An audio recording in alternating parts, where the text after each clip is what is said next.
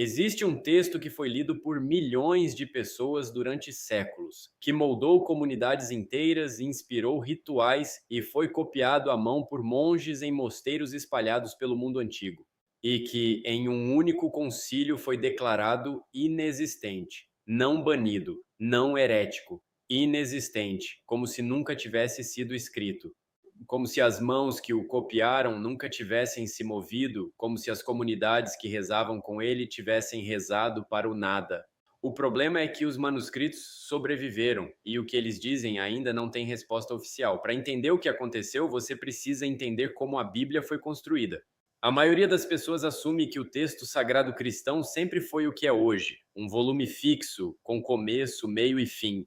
Mas durante os primeiros 4 séculos do cristianismo não havia um cânone. Havia dezenas de textos circulando ao mesmo tempo, lidos por comunidades diferentes. Alguns desses textos falavam de um Jesus que ensinava em segredo. Outros descreviam apóstolos que receberam revelações que não estão nos evangelhos canônicos. Outros ainda apresentavam uma cosmologia completamente diferente, onde o Deus do Antigo Testamento e o Deus do Novo Testamento eram entidades distintas. E o mundo material havia sido criado por um ser inferior e ignorante que se acreditava o único existente. Em 367 d.C., o bispo Atanásio de Alexandria enviou uma carta pascal às igrejas sob sua jurisdição. Nela aparecia uma lista dos livros sagrados, a mesma que existe hoje. Os que ficaram de fora dessa lista receberam uma instrução clara: deveriam ser destruídos. Monges de um mosteiro no Alto Egito, ao receberem a ordem de destruição, fizeram uma escolha diferente. Reuniram os textos, colocaram dentro de um jarro de barro e enterraram no deserto. Por 1.600 anos, ninguém soube que aquilo estava lá.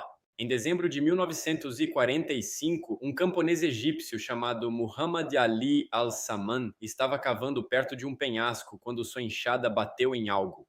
Dentro do jarro havia 13 códices de papiro encadernados em couro, 52 textos que a igreja havia ordenado destruir. Os manuscritos de Nag Hammadi incluíam o Evangelho de Tomé, o Evangelho de Filipe, o Evangelho da Verdade e o Apócrifo de João. O Evangelho de Tomé começa com uma frase que não tem equivalente nos 4 evangelhos canônicos. Estas são as palavras secretas que Jesus, o vivente, falou. O que segue são 114 ditos atribuídos a Jesus, sem narrativa, sem milagres, sem crucificação, sem ressurreição descrita, apenas ensinamentos. Se você trouxer à tona o que está dentro de você, o que você trouxer à tona irá salvá-lo. Se você não o fizer, o que você não trouxer irá destruí-lo. Os estudiosos debatem se Tomé é anterior ao Evangelho de Marcos. Se for verdade, Tomé não é um apêndice, é uma fonte. O apócrifo de João é ainda mais perturbador. Descreve uma visão de João que contradiz o Gênesis em pontos centrais. O mundo foi criado por Yaldabaoth, um ser que emergiu de um erro e proclamou: não há outro Deus além de mim.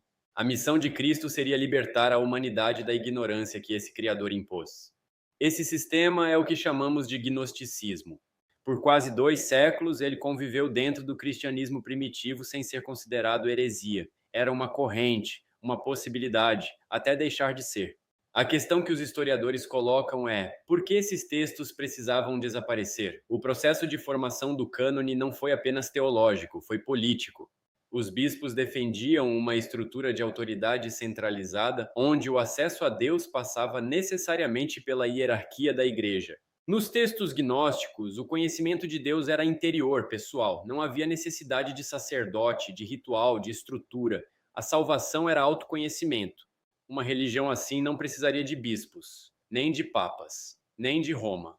O que foi destruído era uma arquitetura de poder diferente. Hoje, nos manuscritos de Nag Hammadi estão no Museu Copta do Cairo. Estão traduzidos, catalogados, acessíveis na internet. A Igreja Católica não os condena mais abertamente. O Vaticano raramente os menciona. Dizem que são textos sem valor canônico. Pesquisadores como Elaine Pagels argumentam que a exclusão não foi uma decisão espiritual. Foi sobre quem teria o direito de definir o que é sagrado. E essa decisão foi tomada por homens específicos, em um momento específico, por razões que misturavam fé e poder de uma forma inseparável. Os textos que você nunca deveria ter lido existem, estão disponíveis. Foram desenterrados de um jarro no deserto egípcio por um camponês. O monge que os enterrou sabia. Ele recebeu uma ordem de destruição e escolheu preservar. Não sabemos o nome dele, sabemos apenas que ele escolheu não queimar.